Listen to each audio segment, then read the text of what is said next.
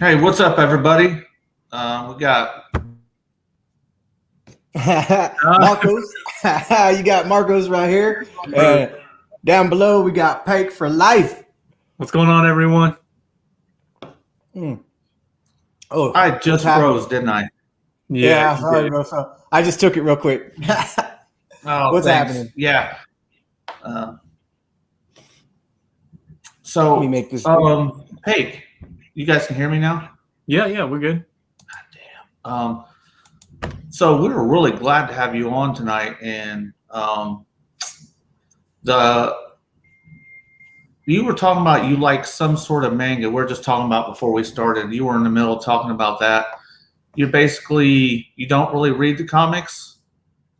Yeah, so I was saying I grew up a big comic book fan. You know, I grew up as a kid collecting all the Marvel stuff, some DC stuff. Even into like college, I still had like a box at university at the local comic book shop. I had my monthly box where they pulled stuff for me, and then afterwards, I just stopped. I really am more into like manga and Korean mana. So I've been consistently reading that since middle school. But Western comics, I haven't really been collecting them, but I still keep up with them. I'm like one of those people that still keeps up with pop culture. I read a lot of blogs and news feeds and stuff like that. So watch a lot of YouTube, obviously. So I'm still caught up on like a lot of Western comics, like the King in Black series that's going on right now with the whole Venom symbiote thing. So I'm still in the know, but I haven't been reading a lot.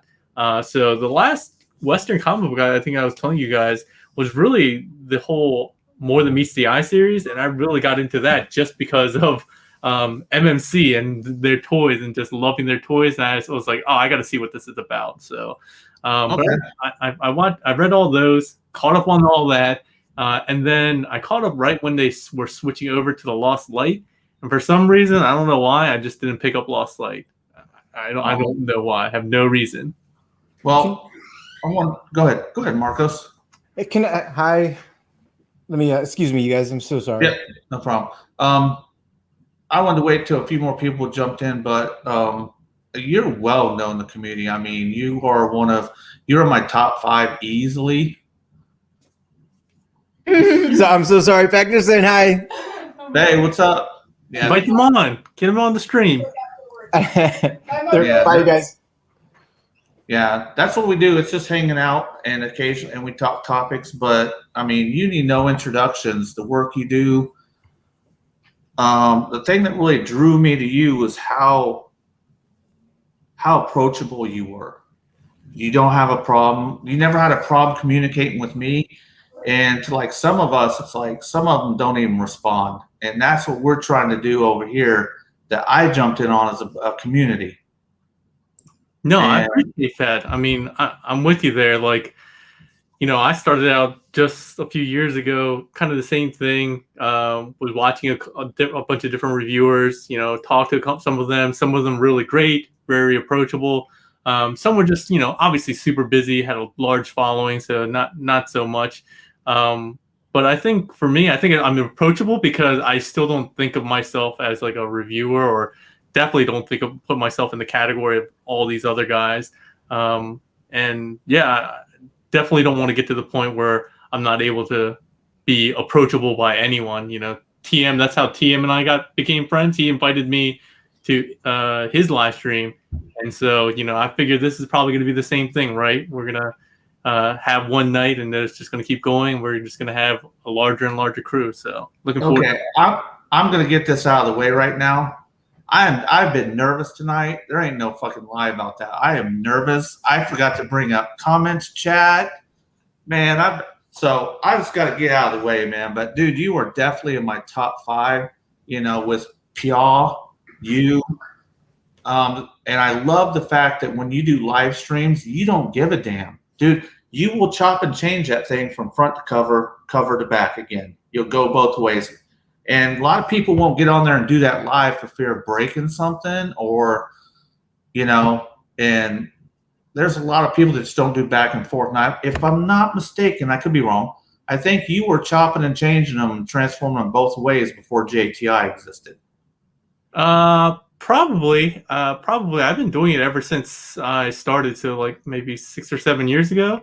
But I think the Just Transform It series, like whoever does it, whether it's MGO or T-Man does it as well, I think those are great resources. I think some people really just want to get in and cut out all the fluff. I don't want your opinions. I just want to know how to transform this thing. And I tried to make it easy early on. It was one of the things that I think was one of like my golden rules. I would always do it both ways, directly out of packaging. So you know what you're getting out of packaging. You're not gonna have to skip around to find out. Oh man, I got to go 48 minutes in or whatever to get to the direction I want. And then I also always used to tag or bookmark. So you could skip directly to those transformation sections or just to the robot review or just to the alt mode review. And then like YouTube kept changing stuff around. So now like you don't do that. Now they have chapters now. So I'm gonna have to start using chapters. They used to use cards and it was all confusing. So somewhere in between all of that, I was like, okay, it's just too hard to manage that. But I think now with the chapters, it's going to be easier to do that. But I think the Just Transform It series is really great because I think some people have the same kind of opinion as you, is that they want to see that, but some people don't. So having a separate video just focus on that, I think is one, a good resource for everyone, and two, for content creators, it's more content that you can put out there, right? So YouTube is definitely very harsh if you don't put out regular stuff. So if you put out 1 or 2 videos per figure, you're gonna have a lot more content. I'm just lazy, so I just do live streams now just because I don't feel like editing. Yeah. I do want to do some. I'm not going to call it housekeeping because that's already coined by someone else. But I'm going to do some channel maintenance real quick before we get on, and some shout outs. Looks like we have Ultra Marcus, McDJ ACDC, Cato's Collection, Curtis Schultz, Mimo's here, or Memo. I don't know why I always say that, but it's Mimo, I do believe. I say Memo. Memo 224. And crazy ass Joe Amato's in here. Oh, and input. Let's see. Did I get everybody? Yeah, I think I got everybody so far. But I just want to let people know what's going on with the channel, just so they know, because I'm kind of getting it down pat. Every Wednesday, you're going to get the new comic book series that we've been doing. We cover the IDW 2005 G1 to 2018 IDW comic series. We're doing that in continuity. So we've already done Megatron Origins. We did Orion Pax, and just this week Wednesday we did Blur. Every Thursday I usually throw up a toy hunt video, and every other Thursday and every Friday we do this show. So that's basically what we got going on. I see you guys laughing, man. I need to read something. Well, can I bust in real quick? Joe Amato, I did this for you, bro. Yesterday, okay, so I remember we were talking last time, we were talking about getting this over, and then I was gonna dye the inside. So that was legit. That's what I did. So there you go, Joe Amato. Oh, hello. Hey. Excuse me.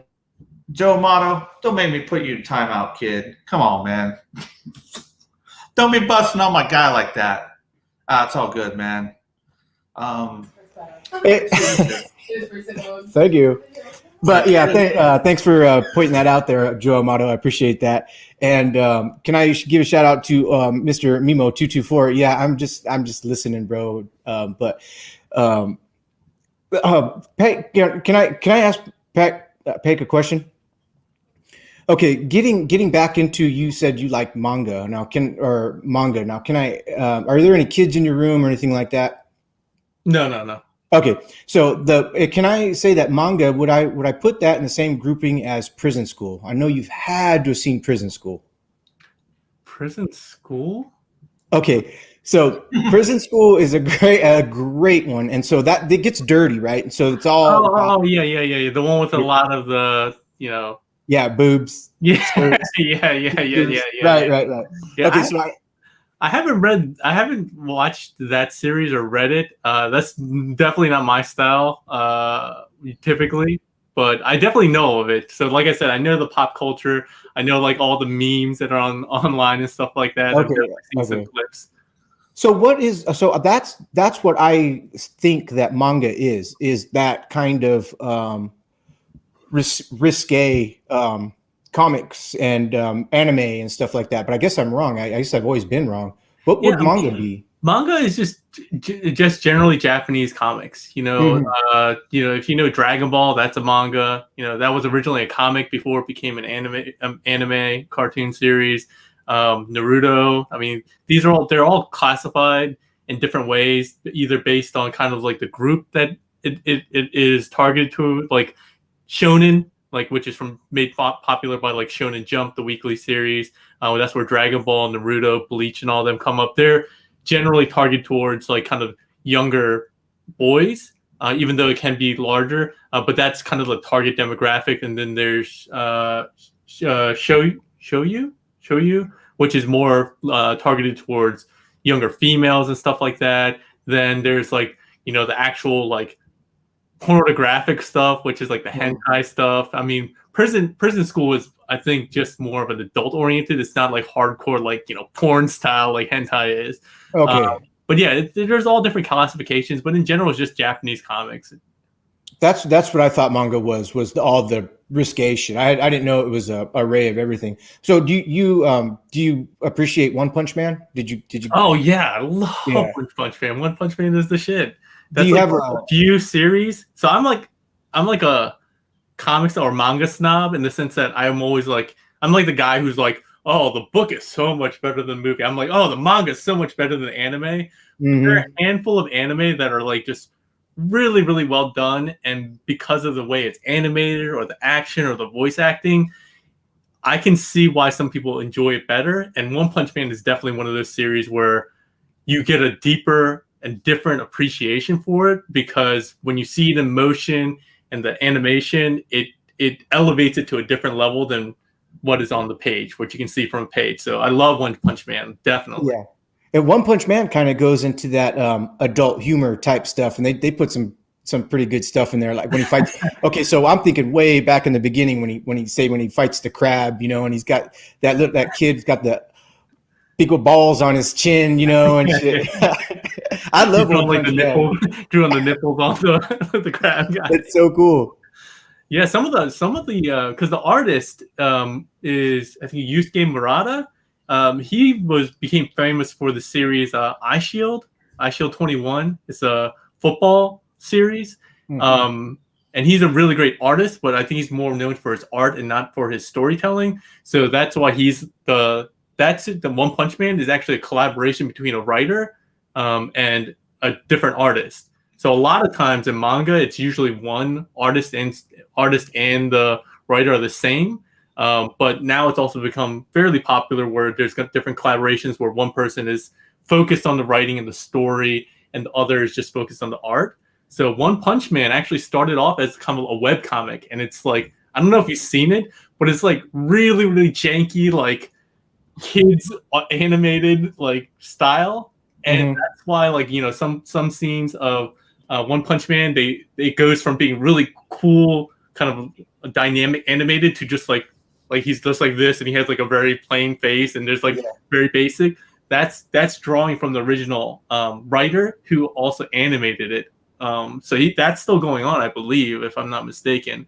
So the newer series that we see, the cool one, is a retelling or kind of like a remake of the original web series plus the new artist. So it's really cool. It's really cool, interesting background if you've ever read it.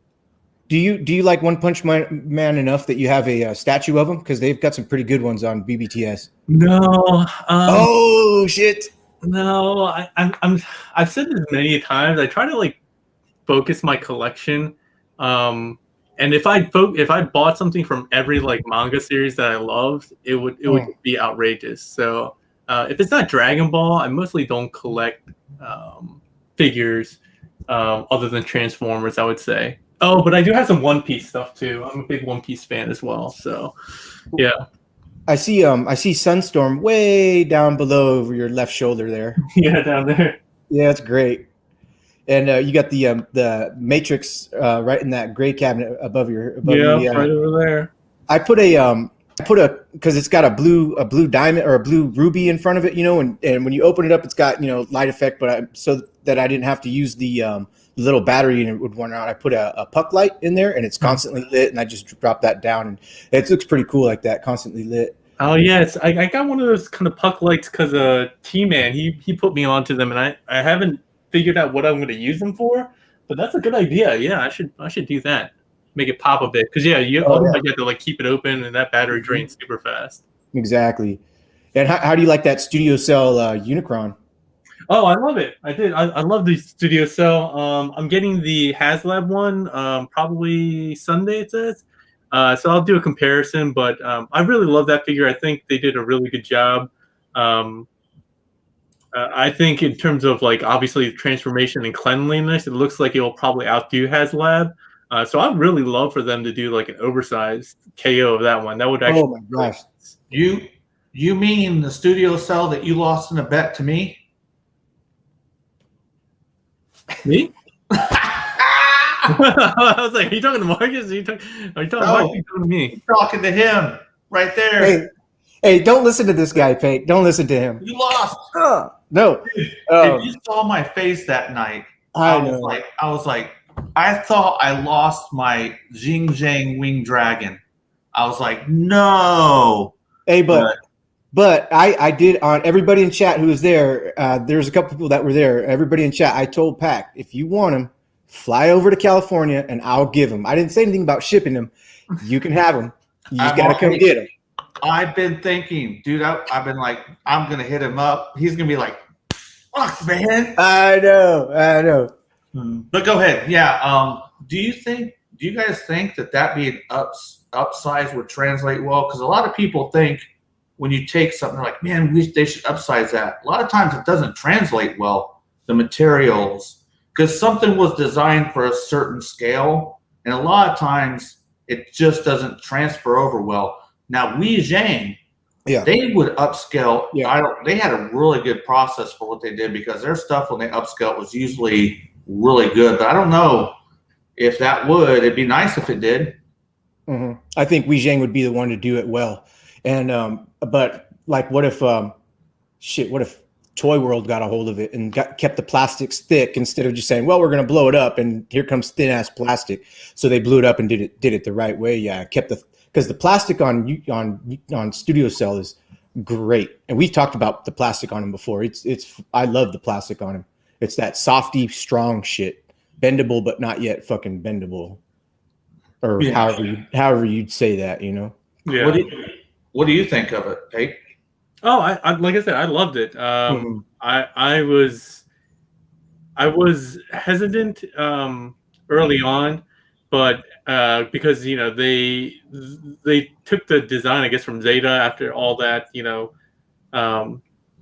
BS IP kind of thing going on, and then they jacked up the price. So I was like, oh man! But luckily, I got it for a decent price, and as long as you don't have to pay like the exorbitant amount that some of them are charging aftermarket now, like $300 to $400, I think he's still definitely worth it.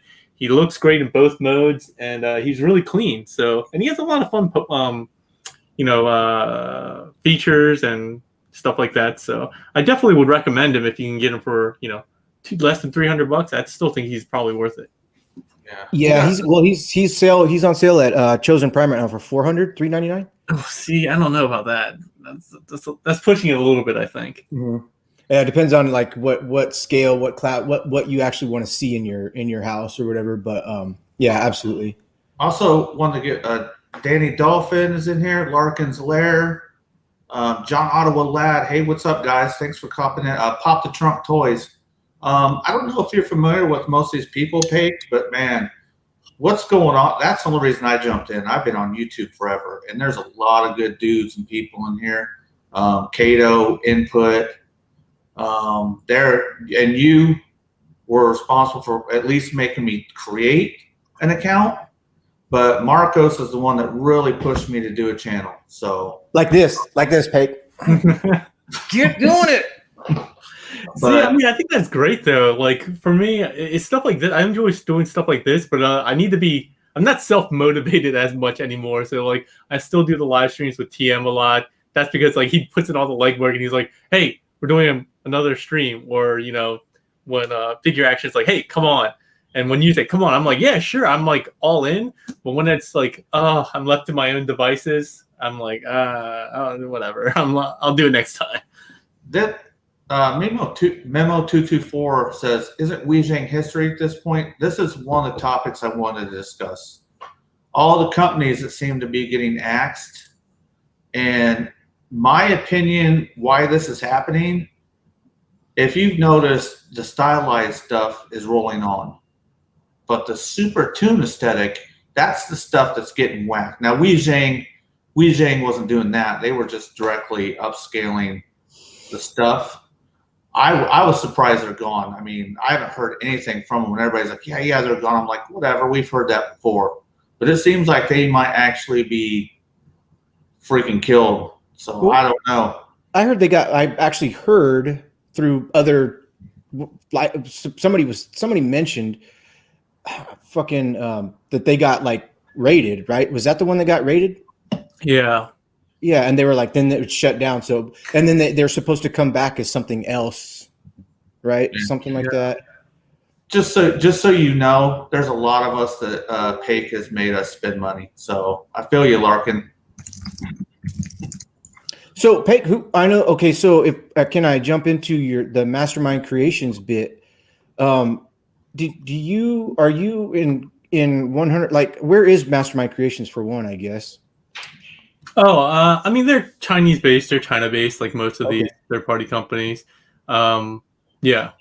Who now? Okay, so in order now? Okay, so understand you get figures from Mastermind Creations so you can review them and whatnot.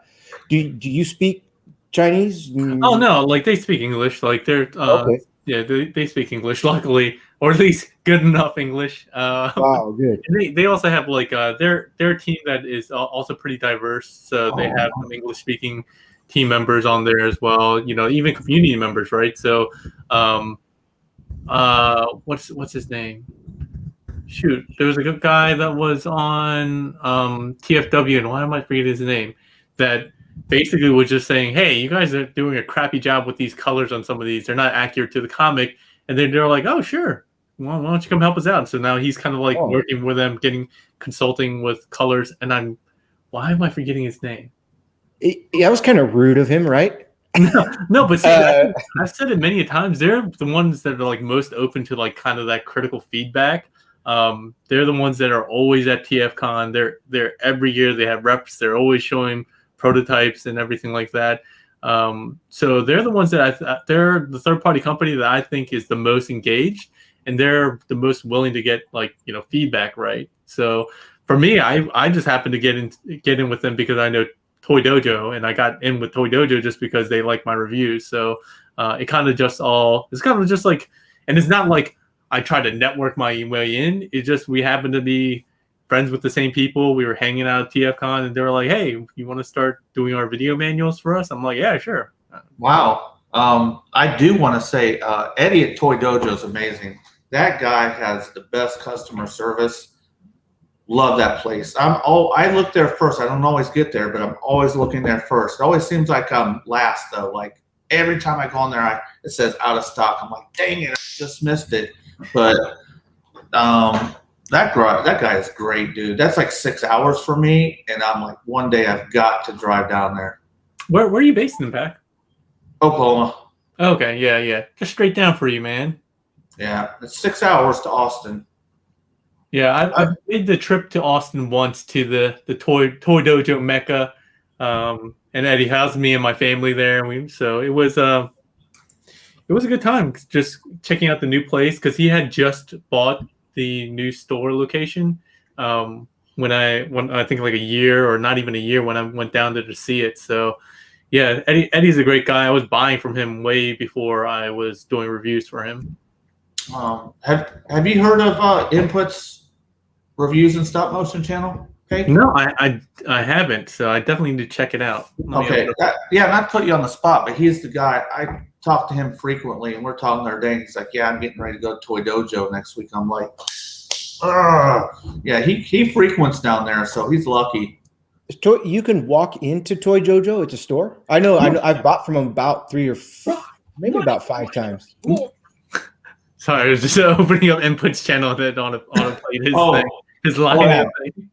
Hold on, I'm gonna do something while you guys talk, but hopefully, yeah, his last one was, or his second to last one. They're all great. Shout out Input, but when he shouted out or he called out P.A.K and did a stop motion. Don't say it. I'm gonna show it. I'm gonna show it right now. That's so cool. Oh, dude, if I show it, I start coughing uncontrollably, you might have to take over for a little bit, Marcos. oh, I'm seeing some Shawn Michaels action. Yes. Oh, you see it? I'm on his channel, and it's like the one from one day ago. So it said tag you're at Pack. So I just hovered over just to see a little preview of what's going on. I'm actually a pretty big wrestling fan, and in the sense that, again, I don't watch it that actively anymore, but I grew up on that all the way through college. I was going to live shows while I was in college, going to Raw and SmackDowns, during the Attitude Era. Loved The Rock and Stone Cold. That was my jam. I went to a lot of wrestling. Yeah, me too. That was my favorite era. I'm going to find it, and we're going to play it because I want to. And shout out Larkin's Lair for eating Loco Moco right now. Can I do this, Larkin? Larkin's from Hawaii there, Paik. Oh, yeah, I think I heard that. I was in Hawaii just a year ago, 2 years ago for the first time for my 10-year anniversary. So we were in Maui and Honolulu, and oh, man, it was great. We left the kids with my parents, took like 10 days, me and the wife. It was awesome. I need to go back there. My wife's like, "Well, we need to go back there and we'll take the kids this time." I was like, "No, let's just leave them again." What island did you hit? So we were in Maui first, and then we hit the Big Island afterwards. No. Where's Honolulu? Maui and I think the coordinates are 33 west longitude and 62 east. No, I'm just playing. So, just a second. Oahu. I don't know why I couldn't think of that. Yeah. So we went to Maui for a few days, and then we were in Oahu, in Honolulu for about a week. So me and Input have we do gift wars on Discord, and we talk smack to each other, but he's my brother, and we're buddies. So I'm going to show that video you were hovering over. He just put this up the other day. I hope he puts a YouTube takedown notice for you stealing his content. He could deal with it. I'm not full screening it.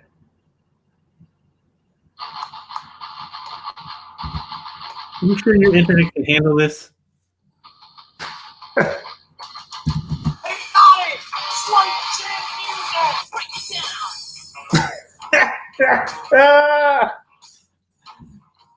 Oh my god. Oh man, I was a huge Shawn Michaels fan. The Heartbreak Kid. Oh my god. Did it come through? Yeah. It was a little choppy, but we got the gist of it. Dude, when he put that up yesterday, I watched it probably like 10 times in a row. I was laughing. I called him, and I was coughing so hard from laughing. Oh my god. That's the kind of shit you get around here, man. But that's a good time, man. Copyright. Man, I am so far under YouTube's radar that I don't have to worry about no copyright right now. No, man, they got that AI stuff coming up now. They don't even actually have to watch your stuff. They just once it gets uploaded, it goes through their AI detection thing. They're like, nope. Well, what's funny is it's not consistent because every Tuesday we record the IDW comic show, and I go ahead and record that and then upload the next day. Well, the very first one I did is it was uploading. It had a copyright claim. So I'm like, all right, because I display the comics on the screen and we go through them and read them. So I'm like, okay. and I got a little song at the beginning. Right now, I don't care. I mean, I'm just doing what I want to do, and I'm having fun. So, and I uploaded the one Wednesday of this week, and it didn't hit me with anything. I'm like, what was the difference? There was no difference. So, Have you Paik? Have you got any copyright of any form? No. Yeah. I mean, I don't use any music or anything like that. The only music I use is like the royalty-free stuff that YouTube has up. So luckily, I don't have to worry about that. And then I don't. I mean, all my content is original, right? So it's just filming and stuff like that. So I don't have to worry about that. Ultra Magnus Rockers Forever. No, Marty Jannetty sucks. that's funny, Party Janetti. Oh my God, we could talk wrestling forever, man. I love. After 2005, I didn't watch as much. Hell, I've been to the shows. Been kicked out, man. I can't go anywhere without getting kicked out of joints. I swear, man. Too much alcohol, man. The last time I was into wrestling was when we were watching Eddie Guerrero, Rey Mysterio, The Rock. That was the time era that I think Marky IV was like 7, 8, 9, 10 years old, and then he got a little bit older, and I just stopped watching it because he stopped watching it, you know. But we never went to any shows. Shout out to Marky IV. Go ahead. Sorry. No, I was just saying that's the same like era, you know, the Attitude Era. It was just so good, and now it's a little too PG now. It's a little too clean. You know, that's the only thing I would say about it. AEW is not too bad. But like everything that happens when somebody goes up against them, they just end up getting shut down. I mean, and sometimes I half-ass wonder if the whole AEW thing is still Vince's on a shoot type fake gimmick, because JR's on the show. JR is a WWE lifer, and I'm like, man, come on. Yeah, but you said that about a lot of people. Paul White, the Big Show, he's been basically a lifer since WCW. You know, Jericho, he made the move over too. There's a lot of people that just. I think who was it? I think Paul White, like the Big Show, said it. I read an article. He's just like, the thing about WWE is that because it doesn't have competition, it goes kind of stagnant, right? Like anywhere you go, like I'm in like the tech industry, competition is what derives things, right? If you don't have competition, that you're not motivated. There's no reason. There's no fire under your ass to do something bigger, better. Yeah. You're like complacent, right?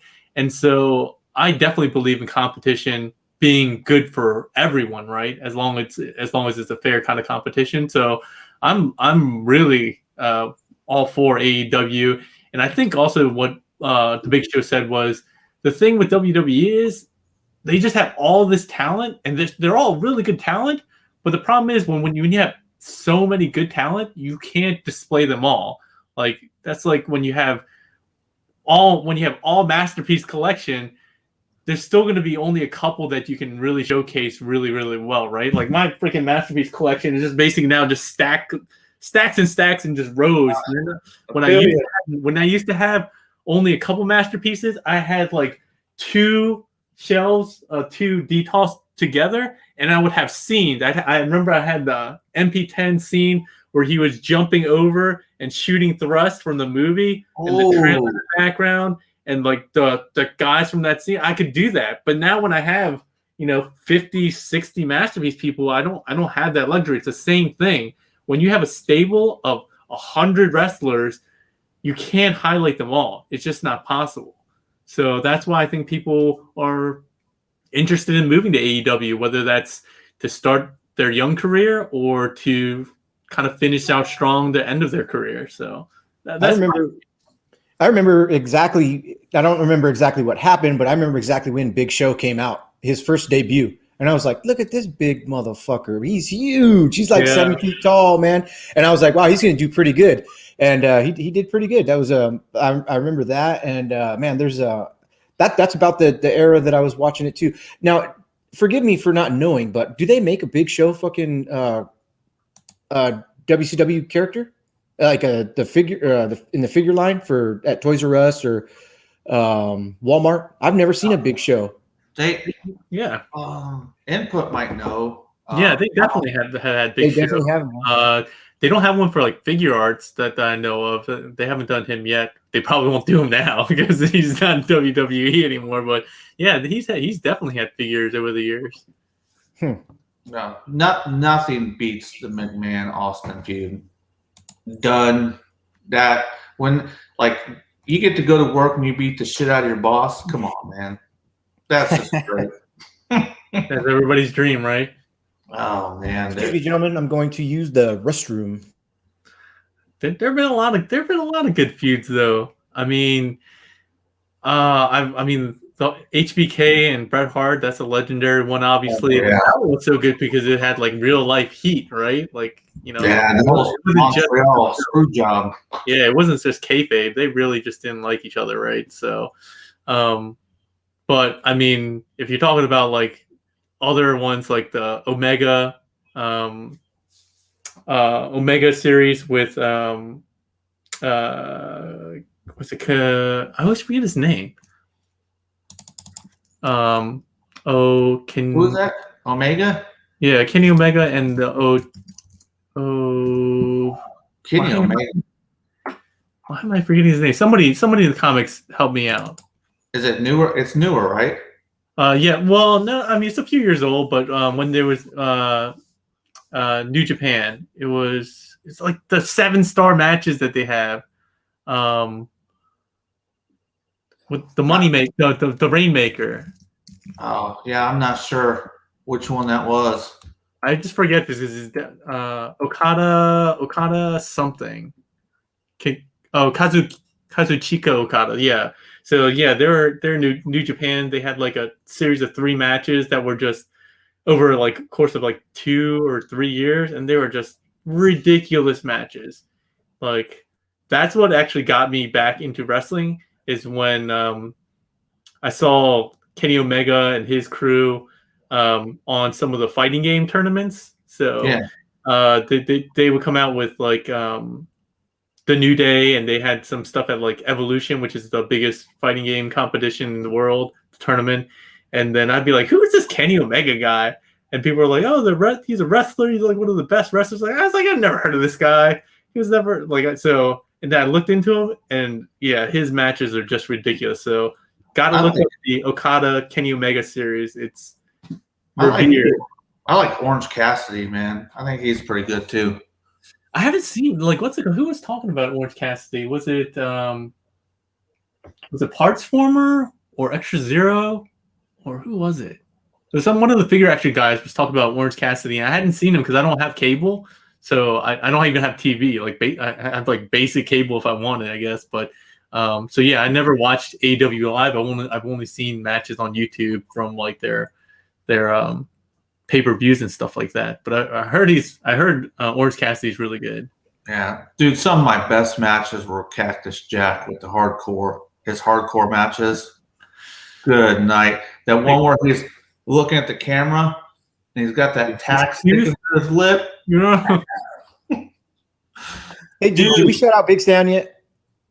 Is he here? No, but before he comes in, I'm going to make sure we're talking about wrestling. Big Stan's a huge wrestler, so we have an actual dude. He's our buddy, man. I mean, there's several people that we've met, and they're not just channel acquaintances. He's a buddy. We talk almost daily. His name is Big Stan Harris. So if you ever have time to check him out, he's a professional wrestler in the Texas, Arkansas, Oklahoma circuit, and they're actually going to be wrestling April 10th, maybe? April 10th. Yeah. Is that what it is? April 10th, yeah. Yeah, dude, the guy is amazing, dude. Every time he calls me, it doesn't matter what's going on. I'm just like, he puts a smile on my face. He has that attitude. He has those mic skills. When he talks to you, you're just like, man, I'm jacked up now, man. We had him on number 15, XV. Great guy. We definitely got some wrestling fans out here talking about the Young Bucks. Yeah. Oh, flex, baby. They're the greatest. I love the Young Bucks. Dude, I mean, they're definitely talking to some wrestling fans here. But Where I was heading was, I think, and maybe you can tell me if I'm wrong or no, but DX9 is gone. We haven't heard shit from Maka Toys. Toy World's out of the game, right? No, really? Hold on, aren't they? Aren't they out of the game, Paik? No, they just released their last night Optimus. I thought I saw on Bobby's not last Saturday, but the Saturday before. I could be wrong, so apologize if this information is wrong. I thought he was saying that there was some trouble with Toy World. But could be. I know. I mean, I know they have had. I mean, obviously they had to split with Zeta, but I know the last night Optimus didn't come out more than a couple months ago, for sure. Well, I think all the people that are doing super tune aesthetic third party, I think Hasbro's. I think they're the ones that are coming after. Yeah, that makes sense. But then, what about Fans Toys? Well, I keep What hearing about rumors. Fans Toys? I keep hearing rumors about that. Even Bobby was saying the other day that he doesn't believe it, but he also said, "Well, there's smoke, there's fire." So I don't know, and I think they're laying low. That's what I think they're doing. Paik Fans Toys is phenomenal, and now Mastermind Creations is phenomenal as well, and so is Toy World. I like Toy World's jazz. I like Generation Generation Toy. I like all that, a lot of the third party stuff. But Fans Toys has to be in. Okay, so the top tier, top two, top one. It's got to be Fans Toys because they put in the metal. They put in nice. I actually after we see Superion and Minosaur combined, I would like to maybe retract back and say, wow, they didn't do as good a job as Toy World's combiner for Devastator, right? Where it's a natural combination of bots. Superion, nobody knows how, maybe you might, but nobody knows how Superion's going to be. Are they going to take the Zeta Toys route and box up what's his name and put him in a little box and then snap a head on top, which is fine. It'll look great, but I think that if a company, in my opinion, to be top notch, their combiners have to be top notch. I really like Make Toys Computron. It's a little small in size, but it's great. It's great, just because they combine naturally. Even if it's Hasbro's Combiner Wars, Devastator, and all the rest of them, I think they combine naturally. There's no weird things like that. So that's going to be and Mastermind Creations, all built in one Bruticus. Nice. That's how a natural transformation should be. There's no fists in a bucket where you got to pull them out. Excuse me. What's wrong with fists in a bucket? God damn it. That's fucking awesome. It's fine, but you end up losing that shit after a while if you got, you don't lose them if you take care of them. But I mean, I see both benefit to both. I mean, there's obviously some, physics that prevent you from being able to do exactly what you want a lot of the times. But I mean, I'm a huge fan of the Ocular Max combiners. They're Bruticus. I'm looking forward to even more to their Defensor, because that looks even more solid. The proportions look a little bit more solid than what they did with their Bruticus and everything like that. But yeah, the combiners at the Constructor is still my favorite combiner to date, and he parts forms, and I don't think there's anything wrong with that. Just if the results end up being worth it, I won't have a problem with Fans Toys either. I definitely think Fans Tier is definitely in the conversation for top tier third party for sure. I mean, they are pretty consistent. I think they're probably the most consistent in terms of overall build quality, paint, and so forth. But I mean, it's no secret that I'm definitely not a fan of a lot of their figures. And I think a lot of their figures are overrated just because of the aesthetics, without taking into consideration some of the QC stuff or some of their engineering decisions. But again, everyone has a different type of collection and what they're looking for. And if you're looking for, super G1 robot that's die cast and nice paint, it's hard to find a company that's more consistent than they are.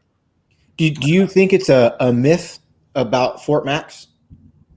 No, I don't think that's a myth. I mean, they had really solid renders. I think it's just crazy that they're doing it. I just think it's going to be so expensive. I can't even imagine how are they going to sell that? They're not going to sell that in one box. I'm sure they're probably going to sell it in like 4 different kits, and you're going to be like, well, I'm going to play with a leg for like 6 months until the second leg comes out. So if they take the route of look at like when you go and buy, like say my wife just bought a treadmill yesterday. It comes in one solid box. You know what I mean?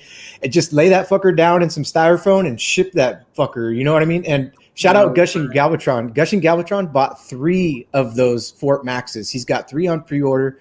And it's the one that comes with the head already. You don't have to buy the head first and then buy the bot. So hopefully if Gushing Galvatron gets one, he's like, dude, you're in, and I'll give it to you at price that I paid for it. And I'm like, yes. So it might be 6 years from now, but who knows? I hope they don't break them up into parts and be like, okay, here's the arm. But it's fine if they do, but I don't know how that would go. I don't know how that would go. I'm just trying to think. I don't think the vast majority of the fandom is going to be able to drop, whatever they're going to be asking for such a huge figure at one time. Like, you're like, well, one of the regular figures is like, between $100 and $200. You would think maybe a Masterpiece scale Fort Max, which is going to be NP10 size in just the headmaster, that's going to be somewhere in like the $150 range. And that's a small portion of it. So, and look at how much their freaking Omega cost. Their Omega was, well, I don't have it, but I was pointing to the DX9 one. But look how much that cost, and that came in 2 parts. There's no way. That's going to be even bigger than that Fort Max. It's like for girls and their purses, right? You can have a nice Michael Kors purse, that's what you got. But you're going to go for Gucci, you better make that money. You're going to get a Louis Vuitton, you better make that money. So I think that the Fort Max and all those bigger, higher figures, like the maquettes that come out, not everybody wants a maquette, but if I'm pronouncing it right, but not everybody can get that maquette, because they're upwards of $1,000, and $699. So it's out of a lot of people's price ranges, but it's just I'm glad that they did it. I think it's really, really cool. Even if they sold Fort Max for $3,000, I think I would just swipe my card and just be like, okay, that's fine. This guy. I could pay that. It's a credit card, and so Paik. So we've talked about this before. Just real quick, I'll just break up. But the whole credit card thing, like, it's cool because you get like money rewards back, and you keep control of it, and you stay above it. You're good. But man, there'd be fucking 90% of my collection I wouldn't even have if I waited to get that paycheck and set $20 aside per month to get it. I'd be like, man, I'd have like 4 things. You know what I mean? Man, do you want to make a financial channel? Jesus, is that what you want to do? Just you're busting my balls. See, here it is. The bank, they don't care. And they don't care who your name is. They don't care who you are. As long as you're staying up on everything, you're good. Yeah, I'm definitely at the opposite end. I'm one of those guys that doesn't use credit cards for credit. I use it for convenience. So I don't think I've gone my entire life without paying off the balance every month. Like, oh no, that's not true. When I bought my wife's engagement ring, I did not pay that off in a month. True. Right? But I paid that off very quickly, like in like 3 months, because that stuff that just bothers me. Just like looming more than like the interest is just like, I hate knowing that I owe something. So I use it. I like it because it's kind of like I don't know. It keeps me busy. It keeps things going, and I'm just like, man. And I know everybody says, "Oh, my old lady." Like, honestly, like I never like am like I care, but she don't care. She's just like, whatever, babe. I'm like, cool. And it wouldn't matter if she was like yeah. They love it. They love it just as much as I do. So no, my wife does not love it. but it goes both ways. I don't tell her not to buy whatever she wants. She's like, "Can I buy this?" I'm like, "Don't ask me. Just buy it." I mean, that's me. She's like, "Hey, I'm interested." I'm like, "I don't fucking care. Why are you asking me? Just buy shit." I'm not. Hey, I'm not the authority on nothing. So Yeah. bye. Hey, Christy's right there. I'm sorry, babe. I'm sorry. Oh, hey, hey, he was talking shit. No, I'm talking about your Christy. We got her. Your Christy. I thought you said Chrissy was my bad. I'm sorry. My bad. No, my Christy's in the backyard. There was something I was gonna say. Fuck. That one Oh, I know. So I love comics. I love the best representations I can get from the '86 movie. Excuse me. I love the G1 Japanese masterpiece stuff I can get my hands on that looks good, and I like IDW representations. MMC has that Grimlock. That's like their first. Isn't that? Wait a minute, not MMC. Planet X has that IDW Grimlock. Yeah, he looks fantastic. And I would love it if somebody else jumped in the ring. Could you imagine where MMC would go if somebody else was at that competition? I'm not saying that they don't do good shit, because they do amazing work. It goes back to that competition. If Planet X were to keep pumping out some IDW figures, we'd have a nice little battle on our hands that would be, and now we'd be the ones winning that for sure. Do you collect any of the IDW representations, Paik? I mean, obviously, I've been collecting the MMC stuff, but I don't collect a ton of the other companies' stuff, just because not a lot of them do the IDW stuff. But I do have like the Generation Toy. What was his name? OpX.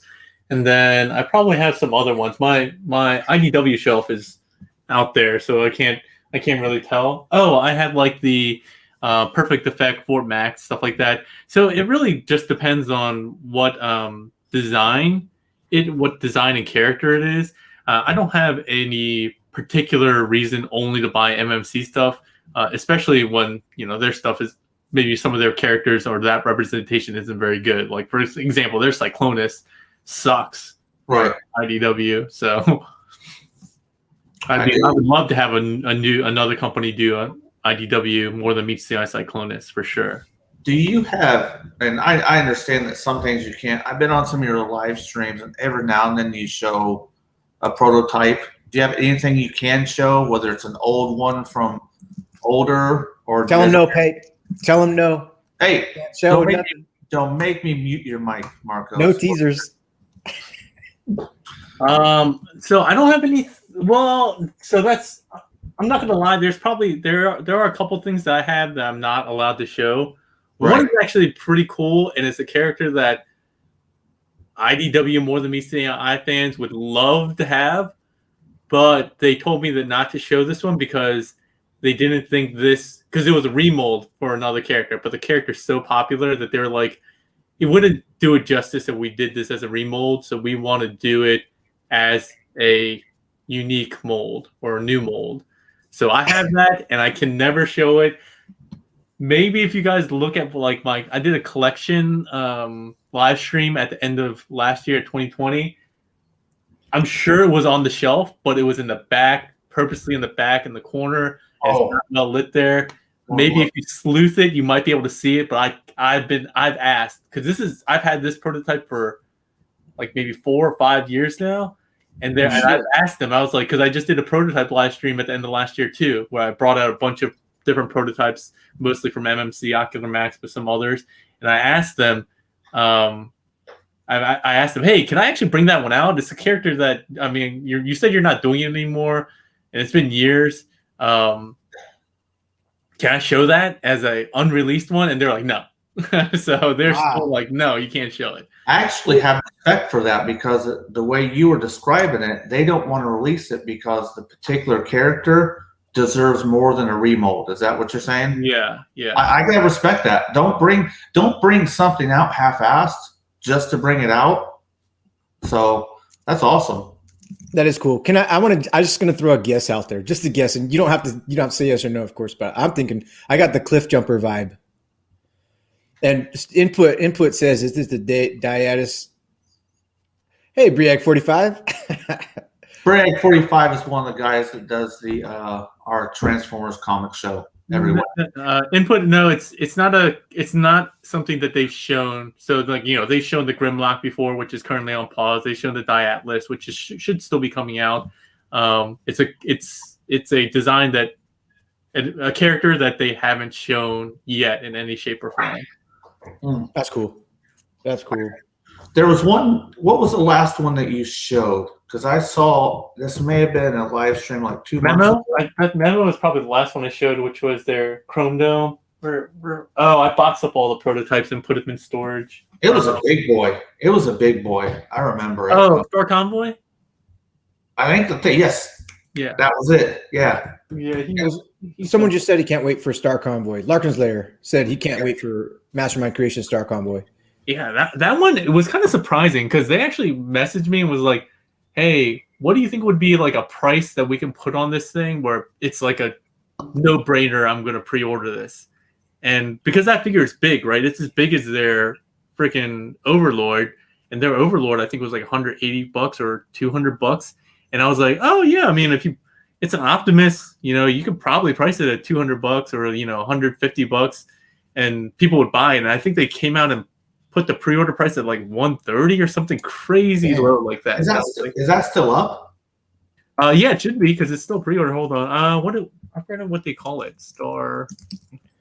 Ooh. Paik, are there like 5 guys that you communicate with at MMC? One main guy, or are there like 30 head guys, like a round table where they discuss shit? No, I mainly talk to the owner. Yeah, so I talk to him mostly. He's the one that will like communicate with me and make sure that I have what I need in terms of figures when new figures are coming out. What he wants in terms of the manual. Like initially they were like, yeah, just do it however you want, but then they started doing separate releases for Asia and the Western. So they're like, oh, can you actually make 2 versions, or one goes this way first and then goes back? And so he's the one I mainly communicate with. Can you tell him that I said great job? I have no problems with any Mastermind Creations figure I've ever purchased in my life. I have a lot, and they're all fantastic. You know what? I haven't had any problems with the ones I've had either. Never. No, the plastic's perfect. The coloring's perfect. The size is perfect. I have all the DJD. They're fucking great. I have, I've got a bunch of them. And I think Mastermind Creations, oh my God. And the fucking line for, what is it? Guido did the artwork in the comics for the Hearts of Steel. Oh man, that's old stuff. Yeah, I have Shockwave. I've got all the Seekers. The Shockwave is second to none. I mean, it's panely, but it's great. It's beautiful, and Mastermind Creations is great. It's great. Yeah, I had that Shockwave for a while because I got into collecting after that had come out, and I bought it, and I was like, this thing's awesome, but then I was like, I have nothing else that goes with it. Thanks a lot, Larkin. 140, but I think 140 is like a crazy low price given how big this thing is. Is it 10-inch scale, or do you think bigger?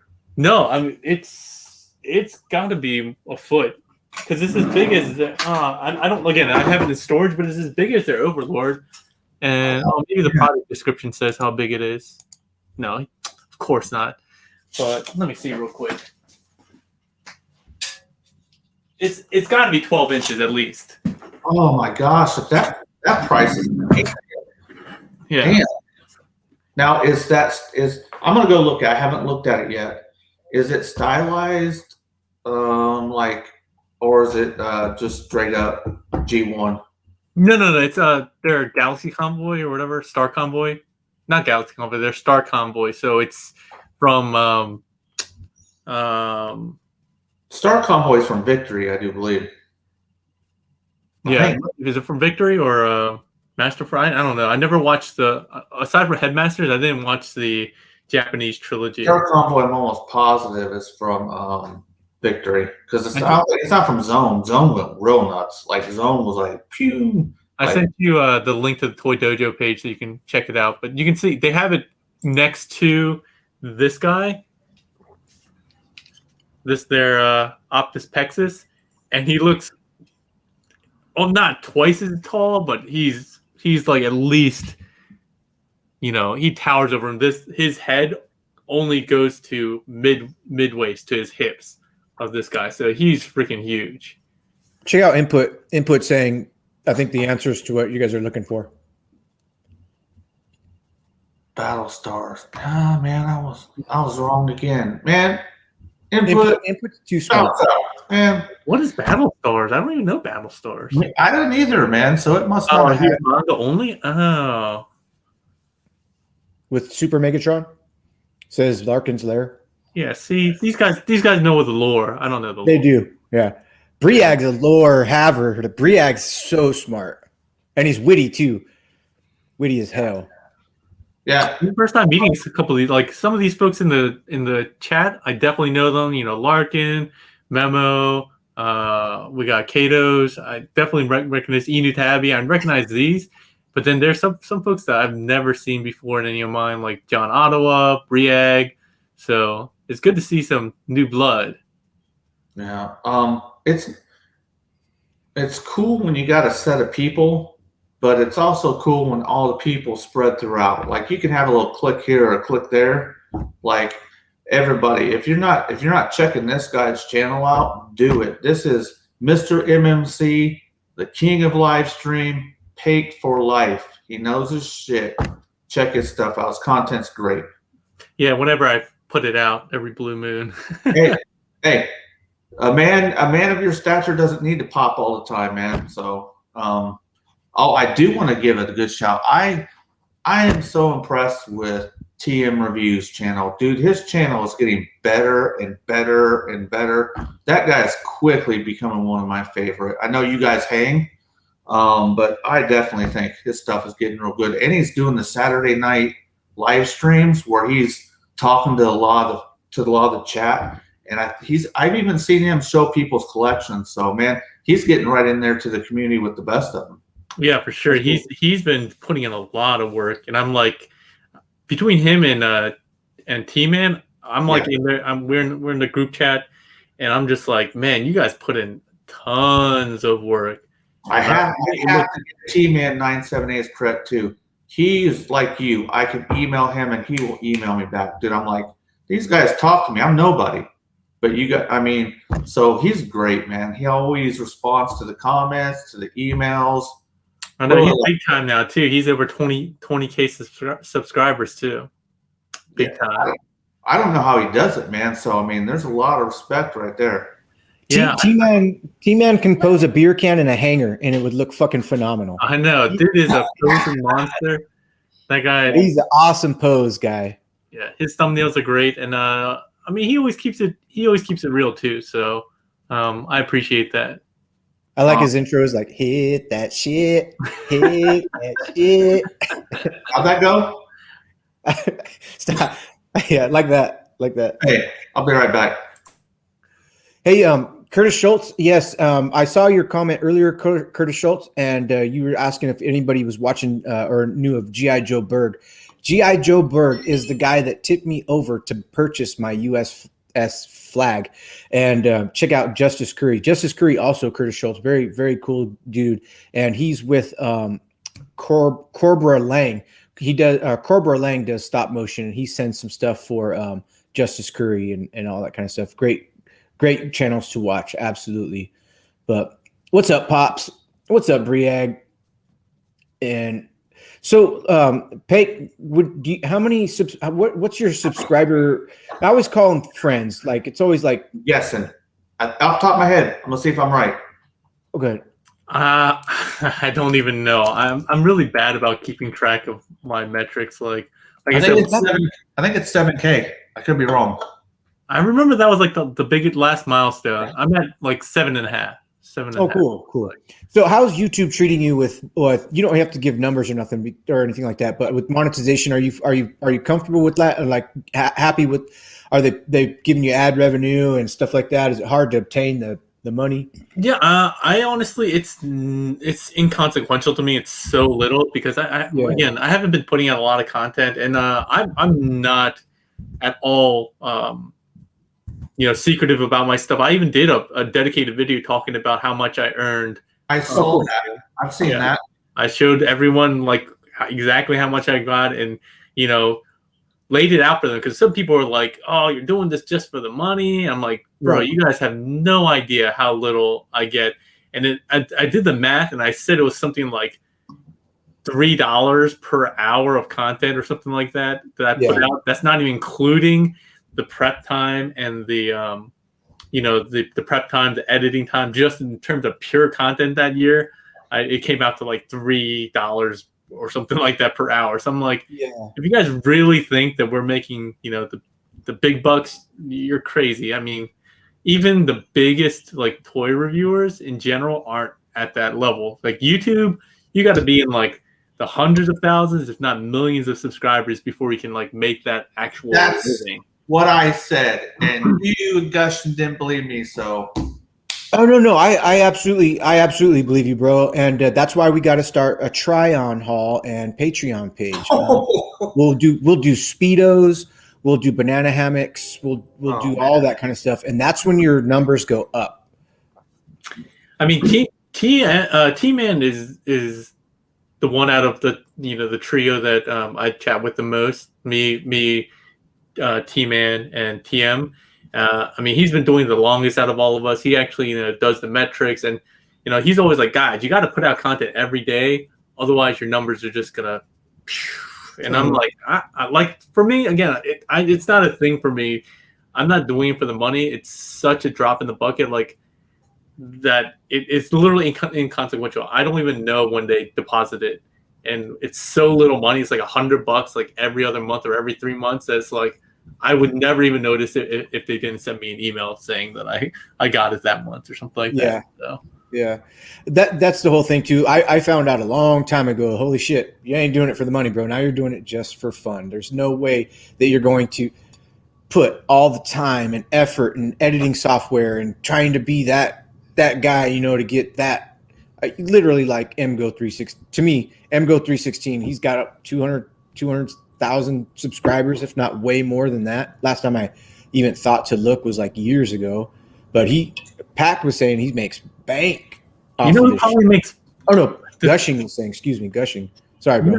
You know who I'm thinking that probably is doing it like the best out of like toy reviewers? Jobby the Hong. I think he probably has 400,000 subscribers, and he only has 400 videos. 400 videos. That means he has per video he got 1,000 subscribers. That's crazy. Yeah, it's crazy. I mean, I don't personally watch him regularly, but I know people who just will watch him for no other reason, just because they don't care about what he's reviewing, but he's entertaining. His editing's good. He's just, so they're not watching him for like instructions. They're watching him just because he's entertaining. He's funny. Yeah. He's funny. Now, Marcos, I don't think you've seen my toy hunt video I threw up yesterday. I watched the first. I watched to where you got to the second cut or fourth cut.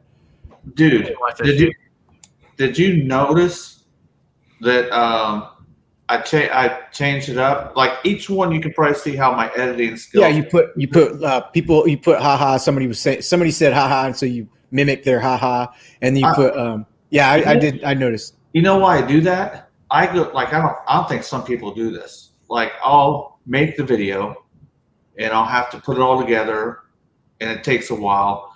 But after I put it all together, I'll watch it to make sure there's no glitches. And then I'll send it to my phone, and after it's done doing that, I'll watch it again on my phone. I watch it like 5 times before I put on YouTube. That way I know when it goes up, there's no glitches. But as I was rewatching, I'm like, damn, what did you do here? You missed that, or you're stupid here, or so I'm like, why don't I just comment on the shit that I would have done right? Yeah. On this, it's almost like a second deal. You get what I'm saying? Yeah. So, you know who does that a lot? Evangelist does that. Evangelist is the king, dude, because I've been watching since 2006. I told my wife, I'm like, I've been watching reviewers since 2008. She goes, it's been longer than that. And she's like, I checked. I'm like, yeah, P.A.K's been on since 2006. And I was like, damn. But P.A.K and Evangelist were my favorites back in the day, easily. And P.A.K's still one of my favorites. Yeah, it's cool. I think I saw a video one time. They were at a hotel together. They were at some con, Anyway, but that was cool. I got to watch that. I like Vangelis a lot. I like watching his shit. But Inu Tabi made $1.37 on YouTube. Larkin's Right. there. What's Yeah, up, Bobby? that's pretty good, E. And what's up, Pop Trunk? And John Ottawa Lad made fucking $400 a month. Good for you, bro. And Pop, what do you mean fail in 3? Thanks, Pops. I've met P.A.K and Evangelist a number of times at TF Cons. We did the reviewer roundtable with both of them a couple times each, and Ben's collectible before. Like 90% of the people that I've met in terms of reviewers have all been super accessible. Bobby, he's super accessible. He's pretty close to me. He does that Skullfest. I've been to one of those before because he's only like an hour and a half, maybe hour and a half from me. Everyone's usually pretty accessible. Ben, P.A.K, he's only like 2 hours south of me in Richmond. I used to go there for once a month for work, so seen him there. Yeah, there's so many people that I think it's weird because I feel like the Transformers collecting fandom is a little toxic. I'm not gonna lie, compared to some of the other things I'm into. I feel like they're a little more toxic, but it's weird because like the reviewers and like people you meet in person seem like total opposite of what you often see on the forums. And maybe that's just a general thing about the internet Forums. But I feel like I don't know why, but I get the feeling that, at least personally, I felt that more of a weird, drastic dynamic in the Transformers than any other collecting thing. I don't see that as much in like video games. I don't see that as much in arcade stuff. I don't see that as much in even other collectibles. I feel like, I don't know, maybe it's just because I'm closest to Transformers that I maybe I take it more personally or more aware of it, but that's just my observation. Dude, I'm telling you, man, Transformer world is brutal, man. I mean, other than the buy-sell trade community, the rest of it's like shark-infested waters. It's just fucking brutal in there. I think I've heard people say that Transformer communities are pretty toxic, and that's true. But I've saw a lot of Star Wars and G.I. Joe stuff too that's kind of nasty. Anything that's like put on, any kind of groups that are put on social media out there, people just say put on there whatever they want to say because they ain't got. There's no recourse. There's no consequences, man. Yeah, that is true. But what was something else I was gonna say? Yeah, I talked about them because they were the first batch of guys. I'm not wanting to disrespect you any, but once, like, I took a break from collecting from mid 2016 to late 2018, and when I came back, that's when I noticed you. I'm like, wow, this is good stuff.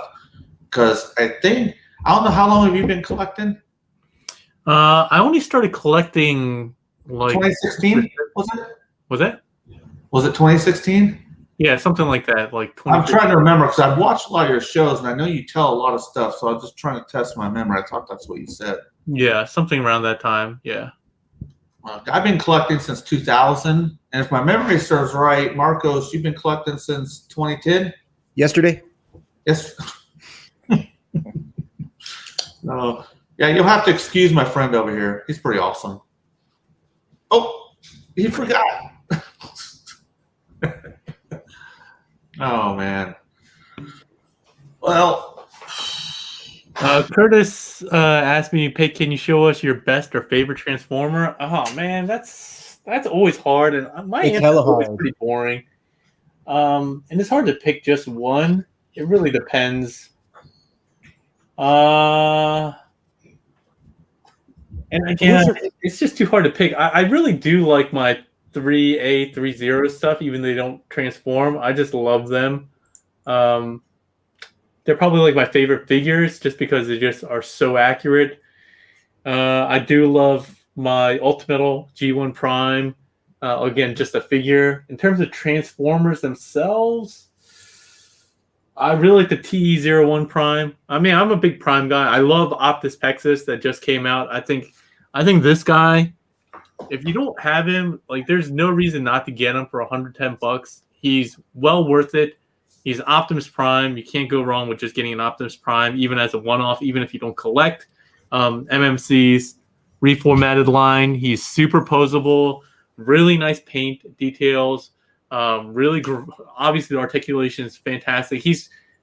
I already know, even though it's the beginning of the year, that he's definitely going to be in my top 5, like, because he's probably my top 10 figures that I've collected in the last 5 years. So I'm pretty confident he's going to be up there. I do like a lot of the Fans Toy stuff. I've been really big on their Stunticons.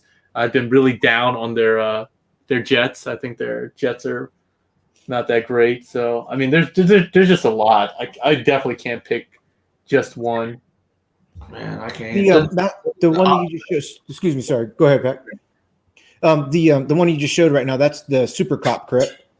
Yeah. Sardo has him, and so does Kato has him too. They did reviews on him. He does look amazing. Sardo's got some really good pictures with him. Look at that. That silver is fucking great. Does he have butterfly joints? I think he does, right? Yeah, he does have some butterfly joints. It's somewhat limited. You have to move the chest to get some of it, or you have to angle the arms up. But, you know, he can literally, like, double down and touch his toes on the ground. He has, like, 3 different points or 4 different points inside just his torso and waist itself. He has, like, pistons. His tolerances are actually maybe a little too tight in some areas. Usually MMC, I think, is if there's problems, it's usually on the looser side. This one I thought is a little too tight. And yeah, even this paint, even though it might not look it, is actually, this paint is painted. This red is painted. It's not bare plastic red. Is there a Megatron to that Optimus Prime?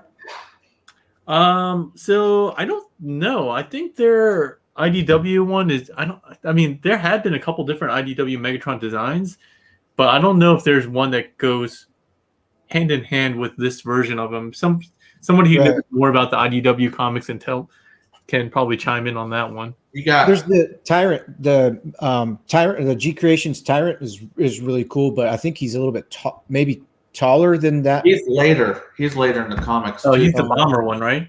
Yeah, with the bomber. Yeah, the bomber. Yeah, he's sick. That one there is designed after the early comics versions of Optimus, whereas Tyrant is created like right in the smack dab middle.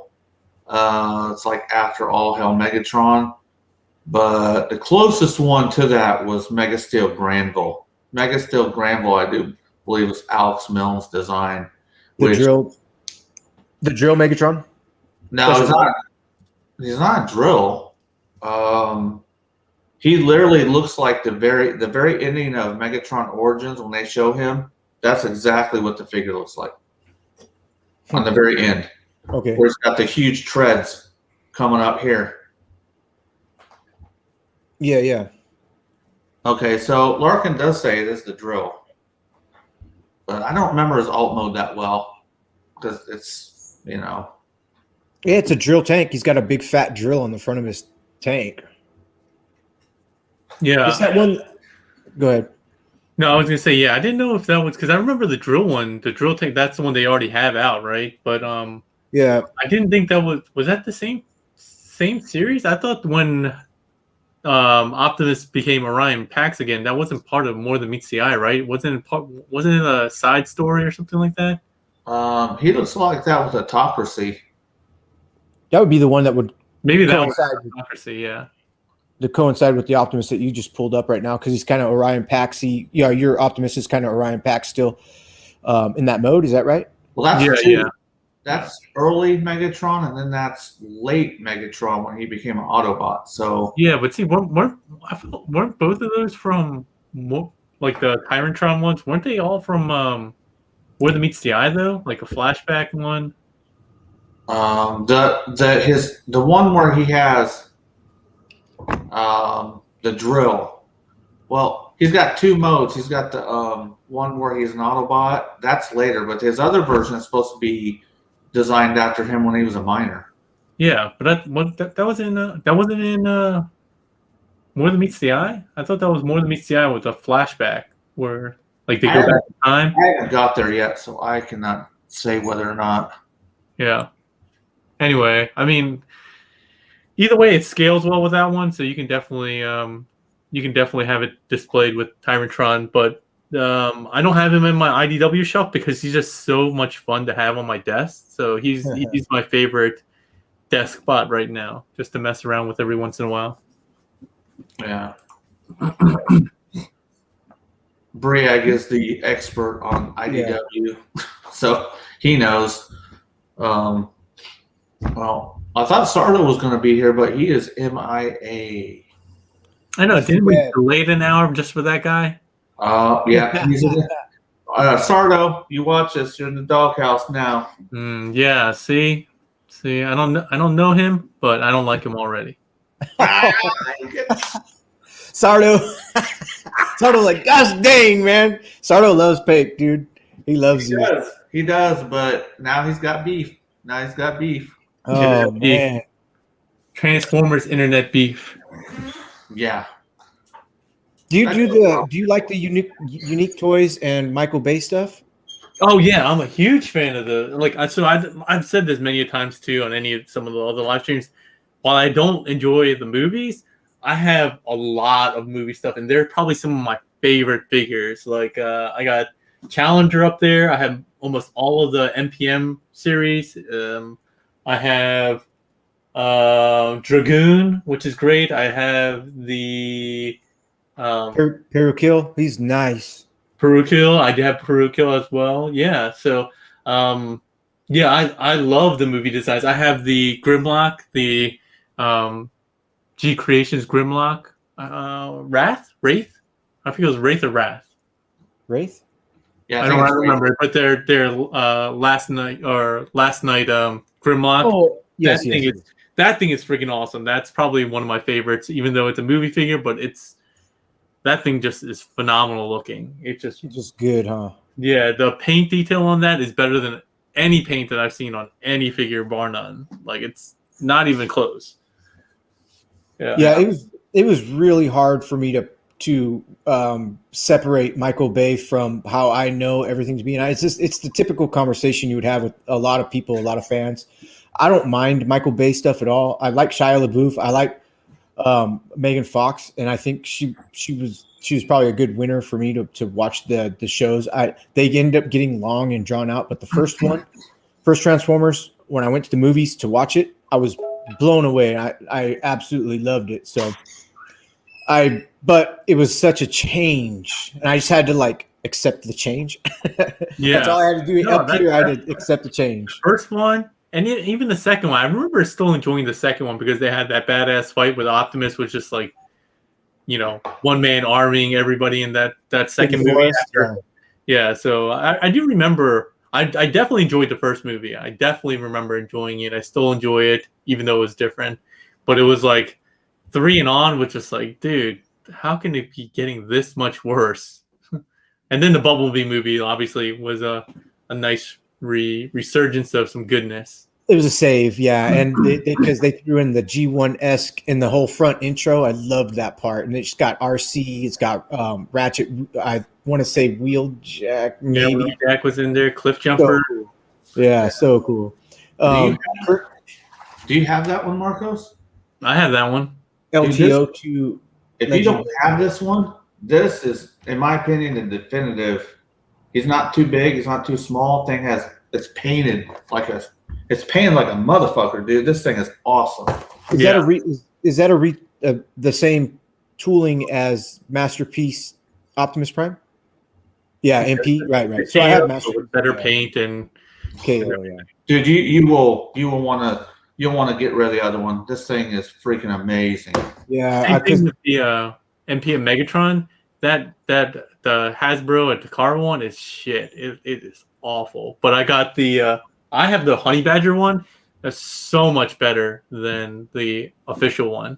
Yeah, because go ahead. Hasbro didn't paint, what I noticed about the Masterpiece Optimus Prime was they didn't paint the feet. They just left them regular galvanized die cast. And I was like, That's weird. They should have thrown some paint on there, but they didn't. So Hasbro kind of snuffed on a little bit of things like that. Yeah. Larkin, was it Larkin? No, sorry. Curtis asked me, "Are you a Voltron fan?" Yeah, I'm a Voltron fan. Who is it, Curtis? Yeah, I got the Solar Chogokin GX71. I'm such a big fan. I just bought another one from Toy Dojo. Pre-ordered another one. Are all the tails on your lions? Are they broken? No, mine are fine.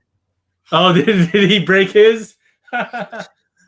His buddy, one of his buddies broke it. Fucking friend broke it, man. Don't let your friend play. Don't let your friends play with your shit. I feel bad for Marcos. I feel bad for Marcos. Man, I'm almost bought another one just because of that. I even have the what is it called? Icarus Toys Voltron. It was a really nice one too. I have that one, but the ankle's broke, and so right now, they're both of them have been sitting on my desk because I don't know how to reattach them. I've partially fixed them, but they are not. They need to reattach to the rest of the leg. But this is also a really nice figure. In some ways, much better than the Solar Chogokin one, except that this one's broken. So blasphemy! It's a blasphemy. No, Solar Chogokin. No, I take that back. Maybe I'm wrong. Maybe you got to check it out. Check out some reviews. Icarus Toys. Right. It's really, really nice. Cool. What's it called again? Icarus Toys. Icarus. Okay. It just goes Voltron. So it's it was weird because it was like a company that said that they got the license, but apparently they didn't get the license, but they still sold it like they got the license. So it's like Voltron, like no third-party name and stuff like that. And it's very, very accurate in terms of like design. But yeah, it's really nice. Tons of die cast, paint all over. Nice articulation, comes with a ton of accessories. Definitely check out a review for it. Like I said, in some ways I like it better than the Solar Chogokin, but if I had to pick just one to have in my collection, I definitely would pick the Solar Chogokin one. So pretty. Somebody's been in the back room for 2 minutes. So just so Sardo knows, I'm gonna rename this episode to Sardo's in the Doghouse. What's up, Sardo? Hey, what's up? Can everybody hear me? Yeah. Oh no, I'm in the doghouse. You're muted. Did Paik mute you? Can't hear you. He may have. If he did, I deserve it. It's cool. I haven't muted him. I just playing. It's cool, man. Like I said, things got ahead of me. Hey, what's up, Paik4Life? How's it going? Can't even do us the justice of turning on your camera either. I would, but I'm doing some important work right now. But trust me, I'll turn it on shortly. Sardo's in the porn industry, so he's doing some important work, is what he says. Just so you know. Oh no, I'm not doing that. But yeah, I'm doing something very important right now. Not right now, but yeah. We were talking, just so you know, we were talking mad shit about you about 10, 15 minutes ago, man. I wasn't. I wasn't. You ain't got to lie. I know you. Paik's the beef talker. He's instigating. Oh, dude, I know you have questions for Paik, and we've been on for a little bit, so I apologize. I apologized early. But I will say this: I love Sardo, man. He's the man. This guy, and Paik. I love all you guys. So I bust his balls, but he's one of my favorites, man. Yeah. I mean, I love all your live stream stuff, and then just the fact that you get all the MMC stuff like early. I mean, you do the things that I wish I could do, and I live vicariously through you. Then I learned that you're like an old school Capcom fighting game fan, so that just made me more. It's like, man, this guy's. Oh yeah, well, I was into Capcom, but I've always been more of a Tekken player. But I did play Capcom early on. Okay. Played from Street Fighter 2 all the way through to Marvel vs. Capcom 2. Tried to pick up Street Fighter 5, but I just couldn't get into Street Fighter 5. I couldn't either. I did the designs, but I couldn't get into the gameplay style itself. Yeah, yeah. But yeah, but then I was really big into Tekken between Tekken 3 and then Tekken 5 Dark Resurrection, and then I took off like 12 years and I tried to get into Tekken 7. Went in hard on Tekken 7 when it first came out. But oh man, it was so frustrating because not knowing like 12 years worth of characters, you're like, I'm right there with you. yeah. But I still love me. I still follow fighting games a lot. The tournaments I still watch. Basically, I watch a lot of games even though I don't play them. So I watch a lot of Dragon Ball Fighters. I watch a lot of Street Fighter 5. Definitely watch a lot of Tekken. Watch a little bit of Guilty Gear. So I watch a little bit of everything, even though I don't like play as much. I'm the same way. I've if I try to jump in Tekken right now, last time I played Tekken, I believe it was Tekken 7, and I just got like murdered. So that taught me a lesson.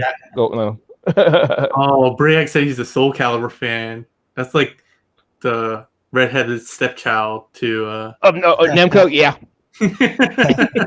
I like Soul Calibur for what it is. It's just I think before Namco goes, they're more known for Tekken than anything. Yeah, I actually played a decent amount of Soul Calibur up to 3. But I never tried to play that competitively. Yeah. Hey, and MVC2 is the shit. Yeah, I mean, I'm old school, so I'm a MVC1 fan. I have 4 arcade cabinets, and one of them has a CPS2 setup. So, and the other one has a Naomi setup. So I have all those versus games, MVC1, MVC2, in different cabs. So. Yeah, I saw that too when you went on. I think you went on a tour of your collection. I know I saw I think it was Darkstalkers 3 or 2 running. I was like, wow. Vampire Savior. I love Vampire Savior. I love Vampire Savior. I own 3 copies of that arcade game. Oh, you do? Oh, that's right. Because the different versions. Because I know some characters were removed, some were added. Yeah. Yeah, there's Vampire Savior and Vampire Savior 2, but I like the original Vampire Savior. But I had 3 copies of that arcade board for no reason. I don't know why. Other than just you do have it. So.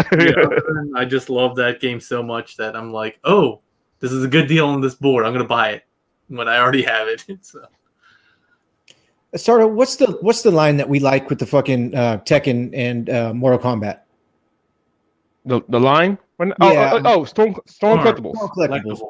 Do you do you have any of the Storm collectibles? Are you interested in them or anything? I bought a couple of the Street Fighter 5 ones. I had Ryu and I had Dictator or M Bison or Vega if you're talking about the Japanese name. I had them, but I didn't collect the Tekken ones. I probably should. I'm like I said, I'm a much bigger fan of Tekken than I am Street Fighter. But yeah. Well, if you get into Tekken right now. They I collect them myself. Right now, Tekken, as far as Tekken franchise goes, they've only released Heihachi and Kazuya. They're working on Jin now. So if you jump in right now, then you pretty much have them all. So Sardo puts out some. Sardo's really modest. I think Sardo's fucking. I think right. His poses that he's doing with these man, I don't know why I'm fucking brain farting on this. What is it? Of the line Storm anyway. Storm collectibles, great pictures. He's got a nice diorama and he's got some nice it's super cool. And so that's kind of thing that I like with these figures. So I'm living vicariously through Sardo because I've got some of the Mortal Kombat figures and the Tekken figures, but I just I like watching his shit so I can just like look and see how mine look. But I just keep mine in the box. I don't blame you. Fucking great. Smart. Yeah, it's super cool. And I just got Montaro. Man, he's huge. He's huge. And then that brings me into the Basojo line. Paik, do you have any of the Basojos? None. Okay, so you know what Basojo? I know you know what they are, right? No, I don't know what. What the fuck? You gotta check if you're interested. Okay, so Basojo line, they're really good quality statue-esque thing. They're not polyresin. I think they're PVC. They're painted to the 9. They're really cool looking. beautiful girls. Everything's like a girl of the Bisojo line. And Clearly, you haven't watched my channel. I don't do statues, man. I just can't get into it. I can't get statues. I'm just like, no, nothing. No, can't do statues. That's cool. That's cool. I just so I do. Ooh. What about Hot Toys? Do you like Hot Toys? Sideshow collectibles? I want to get into Hot Toys, but then I also do not want to get into Hot Toys because I'm not trying to spend $200, $300 a figure. Why? Only Hot Toys figure that I kind of want, and it's just because I'm a huge Spider-Man fan, is the Homecoming Spider-Man. But I'm like, I was late on that, and I'm not trying to pay $400, $500 for that figure. And I'm like, I heard that. The more the better. I don't need to I don't need any excuse.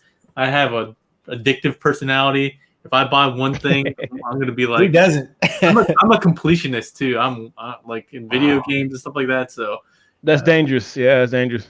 When I first got into Transform and Masterpiece collecting, I owned every release, US and Japanese and recolors.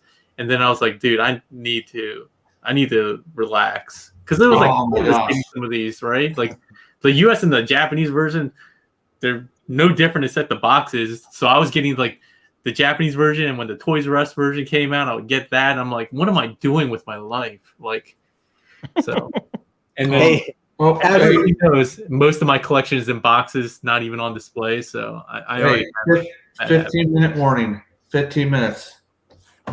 15 minute warning. Yeah.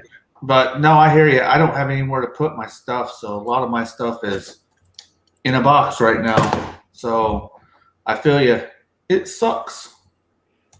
Hey, shout out to Danny Dolphin for Marcos loves his dolls. Absolutely, I love my dolls, and so does Pop the Trunk. Pop the Trunk loves his dolls too. I can't help it. I love statues. I love the Hot Toys. I love man, they're great. They're just good. Yeah. It's just eye candy.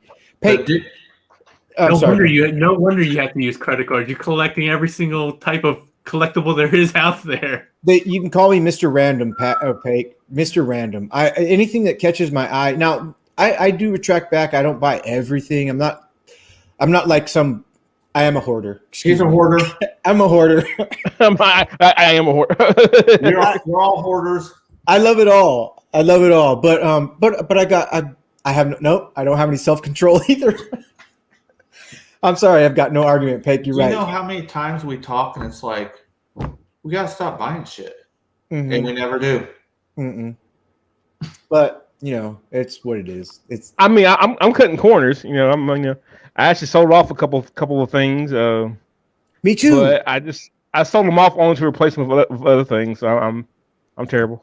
Yeah, I introduced Marcos to selling things. So he sold a couple things. They told me, "Hey, that was kind of fun." I made $1,000 off of eBay in 4 weeks. That's great. Damn. So now I'm like, that's better. That's better than me. I'm like 600 something. Keep them selling. That's perfect.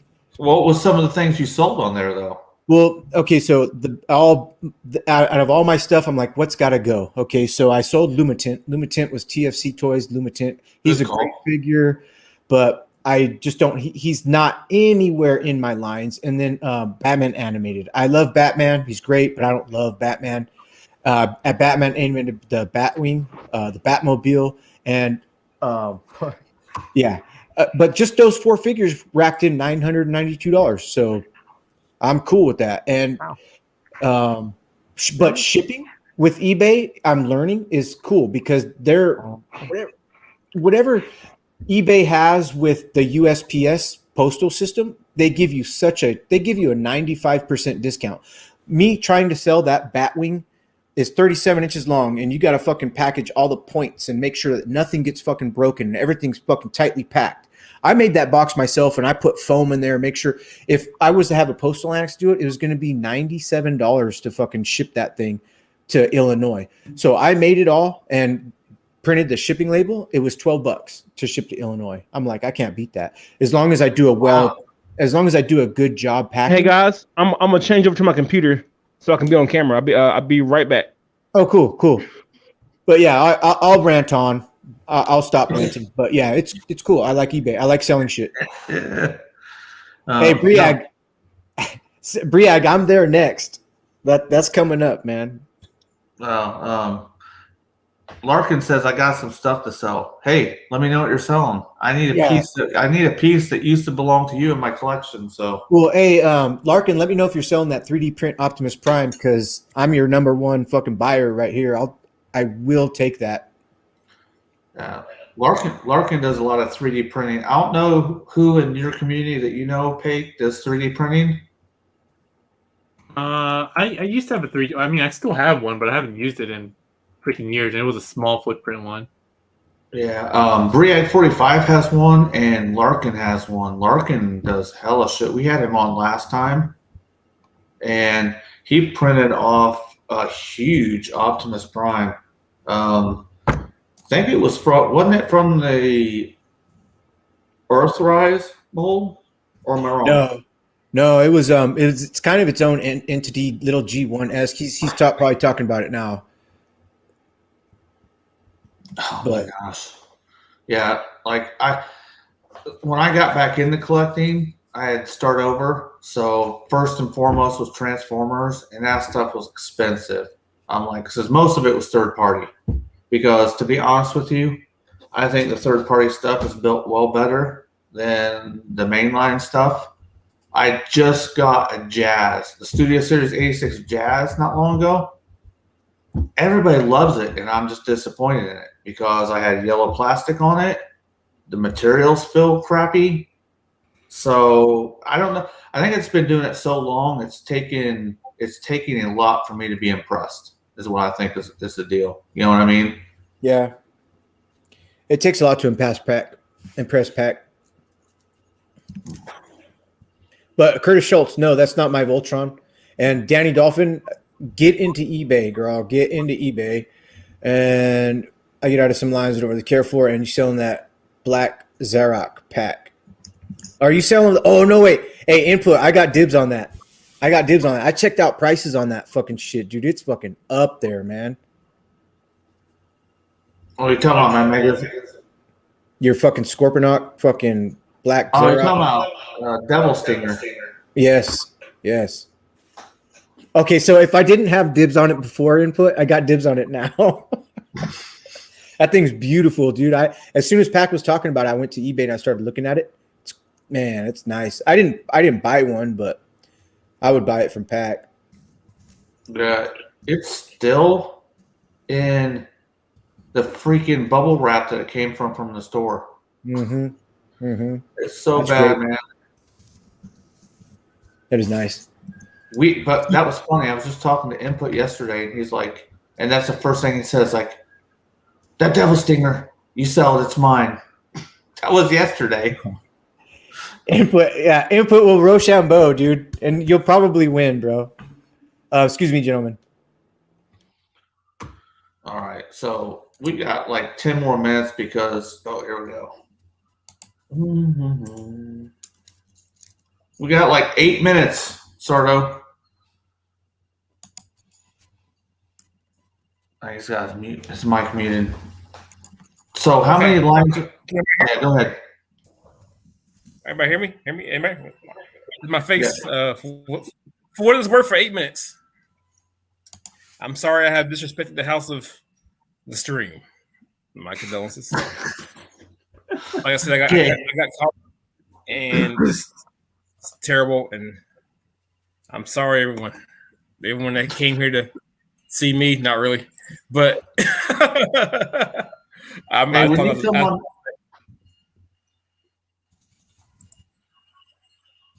when you come on the show, man, we expect to see you. But go ahead. I'm sorry.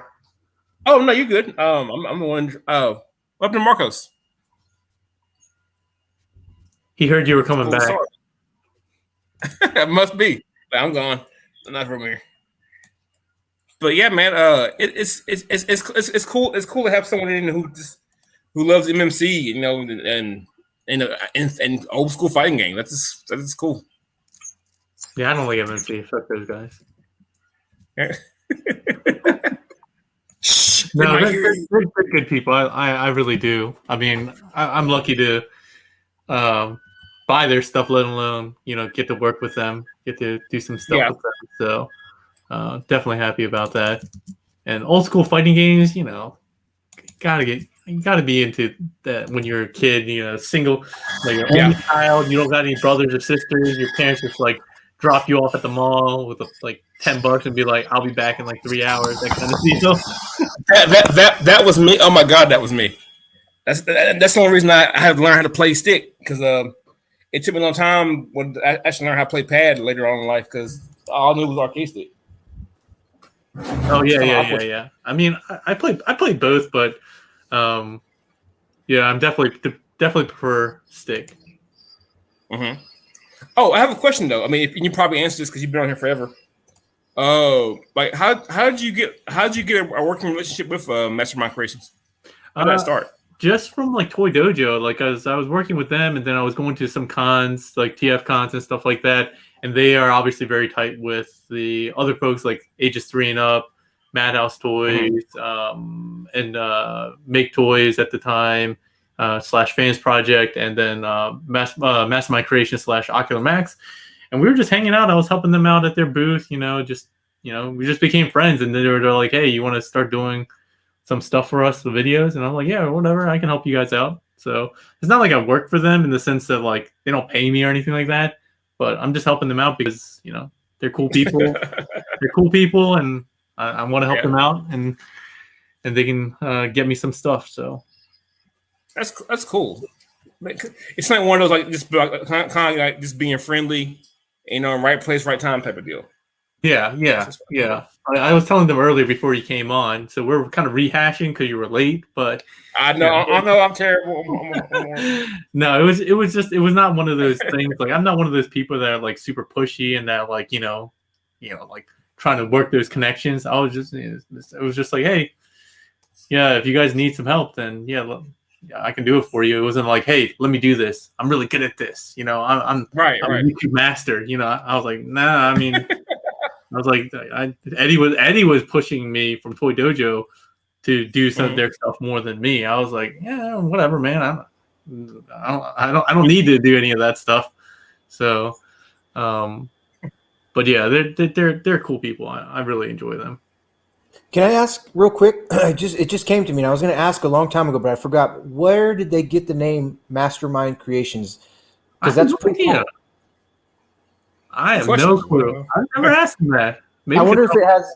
What's the name of the Will Ferrell was the voice of Mastermind. I believe it was Will Ferrell, or Brad Pitt was the voice behind the Mastermind in the 3D. That's Megamind, man. Megamind.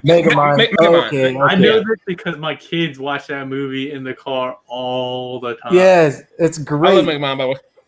Hey, fun fact, it was actually originally supposed to be Robert Downey Jr. who was going to play Megamind. No kidding. Yeah, and then I think he had a scheduling conflict or something like that. Probably all that Marvel money that they were throwing at him, being like, and then so they recast it as Will Ferrell. Ooh, so Paik, can I ask you this too, because you're the guest? What is who is your favorite superhero? Spider-Man. It's not even Spider-Man. Right on. Oh, wow. So I think like with most people, I find him interesting. I think, well, not all his comics and not all writers did this, but I think the fact that like he was a superhero where he was like, he would have like normal problems first. He was like Peter Parker first and like Spider-Man second for a lot of his early stories. And, you know, I think all of us kind of nerdy. I mean, I was definitely nerdy, geeky kid. We can kind of identify with that, right? Like all these other superheroes are like trying to fight and try to save the planet. And then you have Spider-Man who's fighting a superhero and he's like trying to be like, oh man, I'm going to be late to my grandma's, you know, dinner party and shit like that. Or, oh man, my girlfriend's going to be pissed at me or something like that. Like that kind of stuff. I feel like it grounds it. And that is what made it more relatable to me. Like I can't relate to Superman, right? Like I really can't. Like, no one can. I'm sorry. I have a, you know, beautiful wife and I'm invulnerable. I can get anywhere whenever I need to. You know, all this kind of stuff. Like I couldn't identify with that. Although, if you guys have been watching the new Superman and Lois, that show that just came out, it shows. I think it's probably one of the better written versions of Superman because it is more grounded. Just because you're Superman doesn't mean like you're a super dad or a super husband or even a super, regular guy. Like Is that on CW? Yeah, CW. Okay, cool. I'll check it out. Yeah, it's definitely worth checking out. It's I'm definitely. a big CW Flash fan, Arrow fan. I love those shows. So yeah, I'm big into the Arrowverse. I watched almost all of them. The only one I haven't watched, only two that I don't watch. I didn't watch Batwoman at all. no, and I heard a lot of people didn't. Yeah, and I only watched like the first season of Black Lightning. Okay. Paik, I got a question. You're in the Arrowverse. Arrow is amazing. It's over with. But the last season of Arrow, they brought everybody back at some point in time. But one person, my favorite, he might be my favorite in the whole show. They didn't bring back Deathstroke. Oh, yeah. Dude, you can't tell me that Deathstroke isn't badass, dude. Anybody with the name of Destro is a badass, dude. And the actor was really cool too. What was his name? Like Manu, something like that. He was perfect for Deathstroke. He was awesome. I liked him a lot. Man, so. But yeah, I'd definitely be down to have some more Arrowverse. It was pretty sad. And then I heard that they didn't give the Birds of Prey, whatever. I think the future one. I don't know what the Birds of Prey. What were they calling it? Oh, Canaries or something like that. Yeah, they did that. Oh shit. Yeah, something in the Canaries, like. But they were thinking about doing a spin-off of that, and that fell through apparently. Birds of Prey, right? Was it Birds of Prey?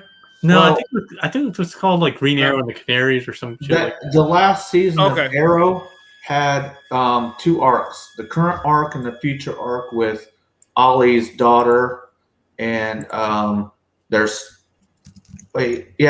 daughter and then their son. They were in the future. And I was like, man, they were supposed to make a spin-off series with the stuff that was going on in the future. Yeah, it was called. I just looked up the Green Arrow and the Canaries, and they. Yeah, dude, it would have been awesome. I was like, they got to do it, and they didn't. I thought it was an okay concept, but yeah, it's too bad. And then Supergirl, I like Supergirl a lot too, but that's on its last season. But yes, so far the Superman and Lois, I'm kind of enjoying it. I mean, it definitely has a lot of teenage angstiness going on because they have like the 2 teenage kids. But I do like what they're doing with Superman and making him a little bit more like I can't do he's not perfect. I can't do everything kind of thing. So yeah. I always when it comes to Superman, I always view Superman as like this. Like he's basically almost a god, trying to be a human. Like it's always the reverse of him. Yeah. Like how you take Clark Kent. Clark Kent's always been how he perceives mankind to be. Kind of meek, quiet, unsure of himself.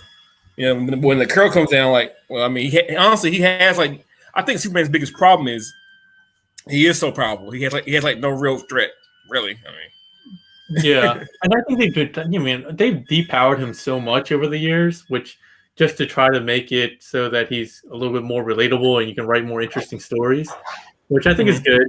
I think that's probably the right thing to do, but I think your observation is right. Like, unlike Batman, who like Bruce Wayne is his facade, like Superman, I think is like that, right? Where he would probably prefer to just be Clark Kent living on a farm, living his life, but he has to live up to the responsibility. So I think that's probably the most interesting stories that I have. I read with like Superman are really the ones where he teams up with Batman because their dynamic's really interesting because they're such polar opposites in that the way we just talked about.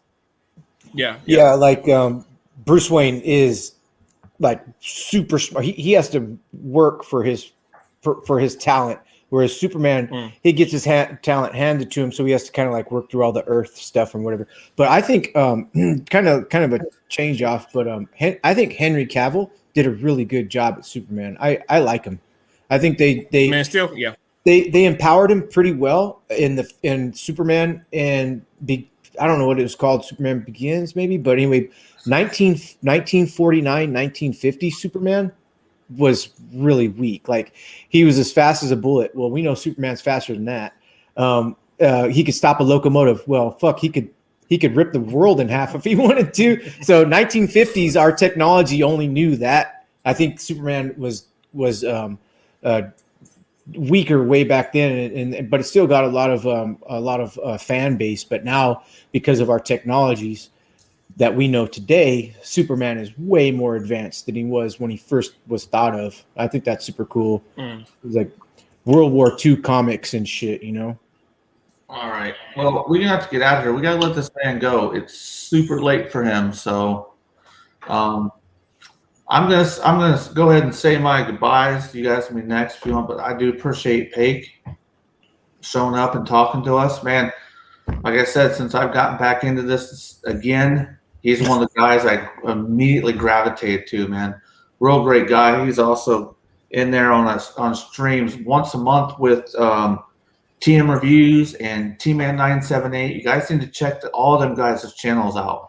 Show them some love. Like these guys are very personable. They ain't gonna shoo you away, man. They're great guys. So that's all I gotta say. I'm gonna let y'all take it, and then we're gonna bounce. Paik, very, very nice meeting you, sir. I appreciate the conversation, man. Thank you for coming in. And I'm happy to be here for the last 8 minutes.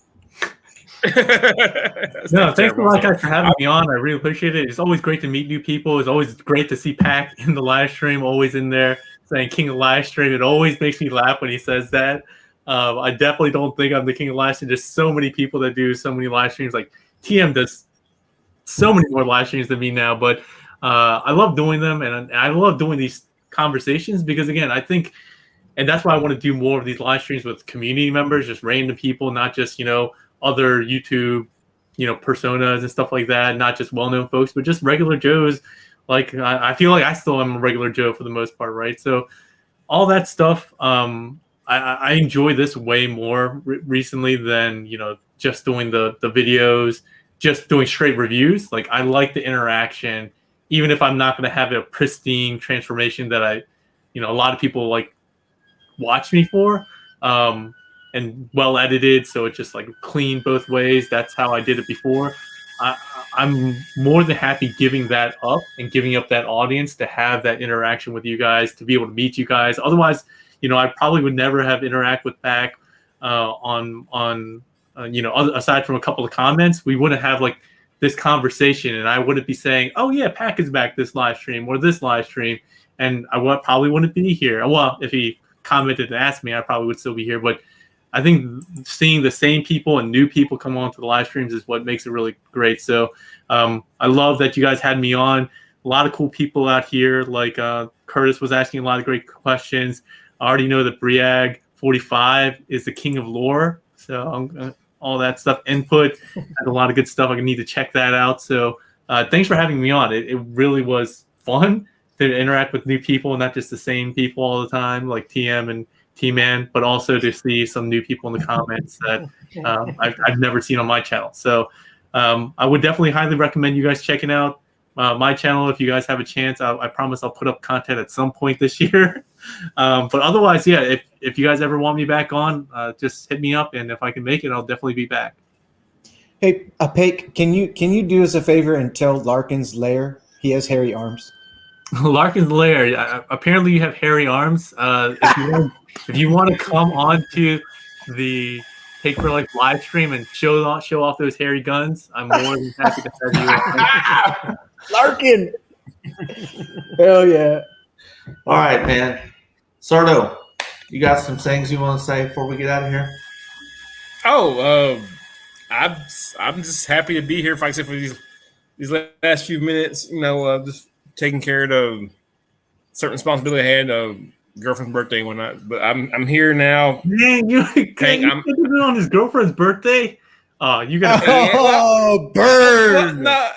Burn! I'm meant to be earlier. Paik, you're messed up, man. You scheduled it on girlfriend's birthday, and like now I feel bad giving him a hard time. That's messed up. Oh no, that's okay. That's My why. bad. That's why. I don't his feel name is bad. acronym, punk ass kid. I don't feel bad. He didn't tell me about the shit till after I scheduled it. Oh no, I told you during, but it's fine. It's fine. It's fine. I'm just happy I could come in and ask. The story's breaking 2-3 down. questions. Paik is saying that he Yeah. didn't hear about it until afterwards. I said Monday, I'm like, hey man, I got this dude. He's like, oh yeah, I got something going on that day. I'm like, oh shit. I had already fucking But I still want to occur. Oh no, I still want it to happen. I just thought I'd be back before now. But you know what? I'm happy I came in, and I'm happy you're here. Hopefully we can get you back again, and I'll be here for the whole damn 2 hours. I mean, how long we can get you?